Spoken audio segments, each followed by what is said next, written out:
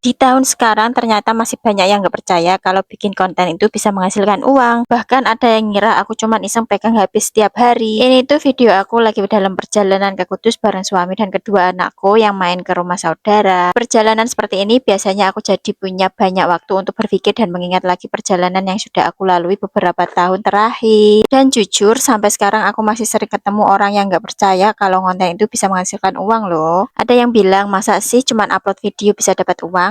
Ada juga yang menganggap kegiatan membuat konten itu cuma buang-buang waktu karena hasil belum tentu ada. Padahal kalau dipikir-pikir, dulu aku juga sempat punya pemikiran yang sama. Aku pernah merasa ragu, pernah merasa minder melihat kreator lain yang videonya jutaan viewers, sementara videoku sepi. Pernah juga capek karena sudah bikin konten setiap hari tapi hasilnya belum terlihat. Tapi yang sering tidak dilihat orang adalah prosesnya. Mereka melihat saat seseorang sudah mulai menghasilkan uang dari konten, tapi tidak melihat berapa banyak video yang pernah gagal, tidak melihat berapa kali mereka mengulang video, tidak melihat berapa banyak waktu yang dipakai untuk belajar, mencoba, dan terus konsisten. Aku sendiri memulai semuanya dari nol, belajar sedikit demi sedikit, kadang sambil jaga kedai, sambil masak pesanan, sambil ngurus anak, bahkan kadang membuat konten di sela-sela waktu istirahat. Dan hasil yang aku dapat hari ini bukan datang dalam semalam, ada proses panjang yang harus kujalani.